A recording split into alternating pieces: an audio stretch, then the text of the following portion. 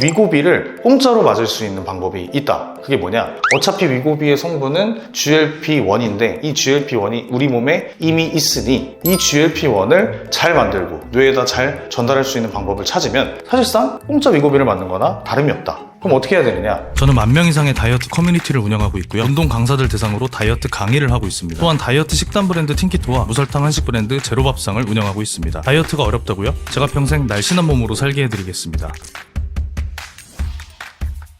안녕하세요, 틴키토 김윤겸입니다. 저희 채널이 다이어트 관련된 내용을 주로 다루다 보니까 되게 많은 분들이 위고비에 관해서 질문하시는 경우를 많이 봤어요. 예전에도 저희가 위고비 영상을 한번 정리해서 위고비, 싹센다, 마운자롱 이런 약들이 어떻게 차이점이 있고 어떤 메커니즘으로 작용하는가에 대해서 한번 다뤘던 적이 있는데, 오늘 영상에서는 위고비를 공짜로 맞을 수 있는 방법에 대해서 설명을 해보려고 합니다. 근데 이렇게 얘기를 하면 무슨 어둠의 경로를 통해서 위고비를 구할 수 있는 그런 방법일 거라고 생각을 할 수도 있지만, 정확히 얘기하면 우리 몸에 원래 위고비가 있다는 뜻이에요. 그래서 오늘은 우리 몸속에 원래 있는 그 위고비를 꺼내서 내 다이어트에 적용할 수 있는, 그래서 살을 더 잘 뺄 수 있는 방법에 대해서 설명을 해보려고 합니다. 자, 그럼 바로 시작해볼게요.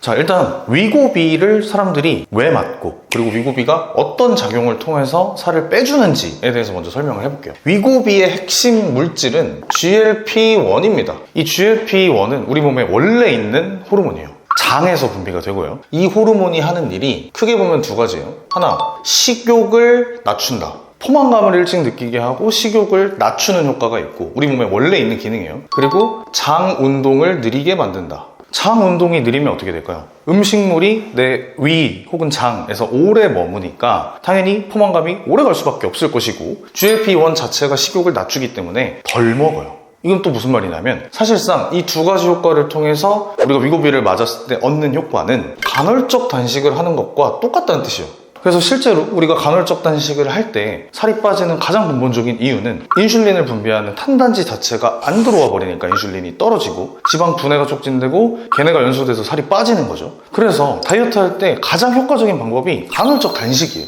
근데 간헐적 단식의 문제는 배고픔을 참는 게 어려운 사람들은 오래 지속하기가 어렵다는 점이죠.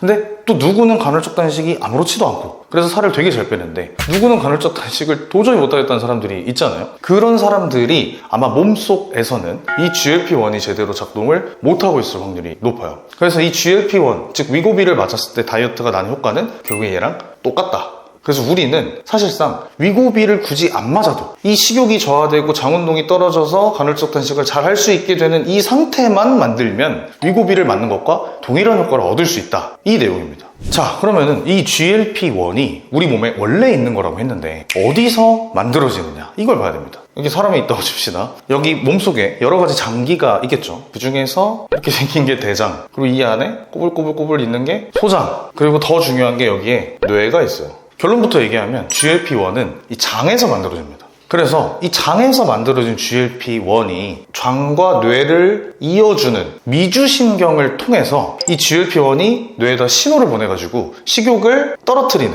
그래서 음식을 덜 먹게 만드는 게 이 GLP-1의 작용 기전이에요. 사실 위고비가 혁신이다 이런 얘기가 있지만 사실 별거 없습니다. 원래 우리 몸에 있는 기능을 조금 더 활성화시켜주는 거고, 이 기능이 잘 작동하지 않는 사람들한테는 조금 더 도움을 주는 것, 그 이상 그 이하도 아니에요. 자, 그럼 관건은 이 GLP-1이 잘 만들어지고 그리고 이게 뇌에 잘 전달되도록 하는 게 가장 중요하겠죠. 그럼 이 GLP-1이 장에서 만들어진다고 했는데 장에서 어떻게 만들어지느냐? 장에는 이렇게 좀 예쁘게 생긴 유익균과 이렇게 좀 못생긴 유해균이 있어요. 사실 이 유익균과 유해균의 분류가 아주 정확한 분류는 아니에요. 왜냐면은 우리 장 속에는 몇십 조 마리의 장내 세균들이 있고 그 종류도 거의 1만 종이 넘기 때문에 걔네들을 유익, 유해 이렇게 단순화해서 나누기는 조금 어려운 거는 사실이지만 이해를 돕기 위해서 이렇게 표현을 한 거고, 이 사이에 약간 간제비처럼 왔다 갔다 하는 중간균이라는 친구도 있습니다. 그리고 때에 따라서 유익균이 유해균처럼 기능할 때도 있고 유해균인 분류가 되어 있으나 유익균처럼 행동을 할 때도 있어요. 어쨌든 이해를 돕기 위해서 이렇게 설명했다는 걸 이해해 주셨으면 좋겠고, 기본적으로 이 유익균과 유해균은 생명체예요. 장내 미생물이지만 생명체입니다. 그래서 무언가 영양소를 섭취하고 이걸 활용해서 대사를 하는, 우리 인간과 똑같은 기능이 얘네들도 하는 거예요. 그래서 이 유익균과 유해균은 각각의 먹이를 먹고 살아갑니다. 근데 그 먹이가 조금씩 다르다는 특징이 있어요. 이 유해균이 제일 좋아하는 먹이는 당이에요. 그래서 당을 많이 먹으면 이 유해균이 늘어납니다. 유익균이 좋아하는 애들은 뭐 여러 가지가 있지만 식이섬유를 좋아해요. 이 식이섬유는 인간이 소화를 못하기 때문에 장에 있는 유익균들이 얘를 대사해서 대신 소화를 해줘야 되는데, 그렇기 때문에 이 유익균이 제일 좋아하는 먹이가 식이섬유라는 거죠. 아무튼 이 유익균이 우리가 채소나 이런 것들 먹어서 들어온 식이섬유를 소화시키는 과정에서 만들어지는 부산물이 있습니다. 그게 뭐냐? 단쇄지방산이에요. 음식으로 먹는 지방들 혹은 내 몸속에 있는 체지방, 이런 애들은 소화나 지방 분해를 통해서 분해가 되고 나면 지방산이 됩니다. 근데 그 지방산은 구조가 크게 보면은 길이에 따라서 세 가지로 분류할 수 있어요. 장쇄지방산, 중쇄지방산. 우리가 음식으로 먹는 대부분의 지방산들은 다 장쇄지방산입니다. 그래서 길이가 길어요. 근데 우리가 방탄커피에 타먹거나 아니면 다이어트 할 때 자주 찾는 MCT 오일 있죠. 그 MCT 오일이 바로 중쇄지방산이에요. 우리가 일반적으로 먹는 식품에는 잘 들어있지 않아요. 이 중쇄지방산이 왜 MCT냐? 미들 체인 트라이글리세리드이기 때문에 MCT인 거고, 장쇄지방산은 롱이라서 LCT, 단쇄지방산은 SCT예요. 근데 뭐 이거를 조금 더 분해된 상태로 해서 SCFA라고도 해요. Short Chain Fatty Acid라고 해서 단쇄지방산 SCFA라고도 하는데, 아무튼 이 GLP-1이 언제 많이 만들어지고 언제 잘 만들어지느냐를 보니까 몸에서 단쇄지방산이 충분히 만들어질 때, 그때 GLP-1이 높아진다고 합니다. 그러면 다시 거꾸로 생각을 해보면 이 단쇄지방산을 높이면 GLP-1이 높아져서 식욕이 통제되는 거고 다이어트가 잘 되겠죠. 그럼 얘를 어떻게 높이느냐? 유익균이 식이섬유를 대사할 때 얘가 만들어지기 때문에 이 유익균을 늘리는 게 핵심이라는 거예요. 그래서 결국에는 장이 좋아져야 다이어트가 잘 된다. 아주 간단한 결론에 다다를 수 있어요. 근데 여기에선 또 전제 조건이 유익균이 많아야 되는 게 1번이고, 그리고 유익균이 좋아하는 음식, 그러니까 식이섬유를 더 많이 넣어줘야 된다. 일단 얘네를 늘려놓고 얘네가 좋아하는 음식들을 많이 넣어줘서 이게 SCFA, 단쇄지방산이 높아지면 모든 게 해결된다. 이 얘기입니다. 자, 근데 문제가 있어요. 여기서 이렇게 보면은 식이섬유가 그냥 장을 치료하는 만병통치약처럼 느껴질 수가 있는데, 이거는 장이 이미 건강한 사람들한테만 해당되는 거지, 장이 원래 안 좋은 사람들한테는 식이섬유가 오히려 독이 될 수도 있어요. 지금 얘기했던 그런 장내 미생물, 장내 세균들은 여기 있는 대장 속에서만 존재를 해야 됩니다. 얘가 원래 집이 대장인 거예요. 그리고 대장을 제외한 다른 곳들에서는 장내 세균들이 아예 없거나 거의 없어야 돼요. 근데 이 대장에 있는 유익균과 유해균 중에서 유해균이 엄청 많아지게 되면 이 유해균이 소장으로까지 넘어가게 됩니다. 그래서 여기에도 유해균이 존재를 하게 되는 거죠. 근데 아까 얘기했듯이 이 소장에는 장내세균이 있으면 안 돼요.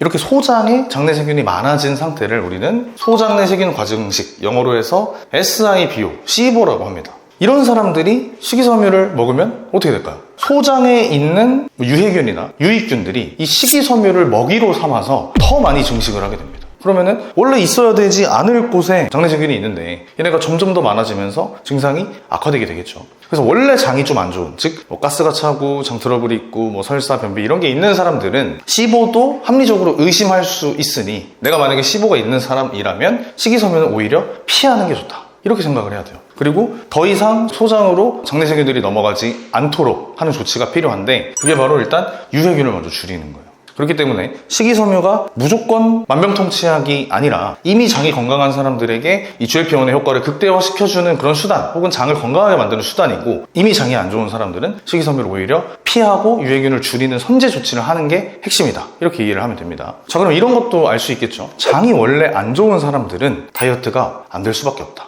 다른 말로 하면 식욕이 잘 통제되지 않을 수밖에 없다. 그만큼 장이 다이어트에서 가장 첫걸음 중에 하나라고 볼 수 있어요. 자, 그러면 우리가 이 장이 좋아야 GLP-1이 잘 나와서 얘가 미주신경을 타고 뇌에 영향을 미쳐서 식욕을 떨어뜨린다 라고 했는데, 여기서 알 수 있는 단서는 어쨌든 간에 이 GLP-1 뿐만이 아니라 장과 뇌가 연결돼 있어서 장이 만드는 대부분의 것들은 전부 다 뇌에 영향을 미친다는 것도 알 수 있어요. 그래서 우리가 다이어트 할 때 실제로 식욕을 낮춰서 음식을 통제하는 것도 굉장히 중요하지만, 명료한 정신으로 내 의지력을 높여서 다른 식단을 통제하고 운동하고 뭐 잠 잘 자게 되고 이런 것들도 다이어트 굉장히 중요하겠죠. 이 과정 또한 이 장이 건강할 때 뇌에 건강한 신호를 보내서 뇌가 잘 되어야만 한다는 뜻이에요. 그래서 만약에 지금 이 사람처럼 유해균이 되게 많고 장 건강이 안 좋은 사람들이 공통적으로 겪는 현상이 바로 브레인 포그입니다.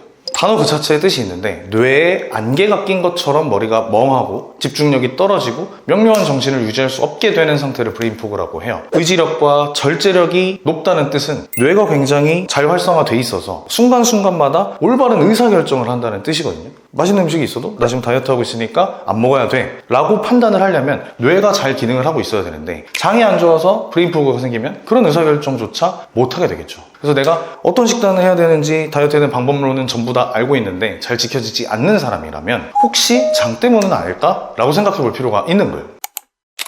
자, 그러면 정리를 하면은 우리가 다이어트 할 때 가장 고민인 식욕, 이 식욕을 해결하기 위해서 처방받는 게 위고비예요. 위고비인데 그 위고비가 뭐 한 번 맞을 때 몇십만 원씩 하잖아요. 근데 그 위고비를 공짜로 맞을 수 있는 방법이 있다. 그게 뭐냐? 어차피 위고비의 성분은 GLP-1인데 이 GLP-1이 우리 몸에 이미 있으니 이 GLP-1을 잘 만들고 뇌에다 잘 전달할 수 있는 방법을 찾으면 사실상 공짜 위고비를 맞는 거나 다름이 없다. 그럼 어떻게 해야 되느냐? 이 GLP-1은 장에서 만들어지고 특히 장내에 있는 유익균이 식이섬유를 대사할 때 나오는 단쇄지방산, 이 단쇄지방산이 몸에 많을 때 GLP-1이 활발히 생성이 되고 걔가 뇌에 전달되면 식욕이 떨어진다. 그래서 간헐적 단식 혹은 다른 식단을 할 때 훨씬 더 수월하게 할 수 있다. 이게 핵심 내용이고, 다만 원래 장이 안 좋은 사람들은 유해균이 이미 많고 대장이 아닌 다른 곳에 장내세균이 있을 확률이 높으니 이런 사람들에게는 식이섬유가 오히려 독일 수 있다. 그래서 유해균을 먼저 멈추는 게 핵심이고 그 방법은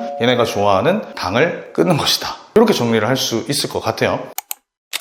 아마 현대인들의 상당수가 장이 이미 안 좋은 분들이 많을 거예요. 왜냐면 당연히 유해균이 좋아하는 음식들을 평생 먹으면서 살아왔기 때문에. 그래서 지금 제가 얘기한 이 시보가 있는 분도 꽤나 많을 것으로 생각을 하는데, 이 시보에 관해서는 제가 예전에 따로 영상에서 정리를 한 적이 있죠. 그래서 그 영상은 지금 우측 상단에 뜨는 영상을 통해서 더 자세히 알아보셨으면 좋겠고, 위고비를 맞아서 다이어트를 하는 선택을 하기보다는 내 몸에 있는 천연 위고비, 즉 GLP-1을 잘 만들 수 있게 몸 상태를 세팅하는 거, 그게 더 중요하다는 걸 인지를 하셨으면 좋겠습니다. 자, 제가 준비한 영상은 여기까지고요. 저는 다음 시간에 더 알찬 영상으로 찾아뵙겠습니다. 감사합니다.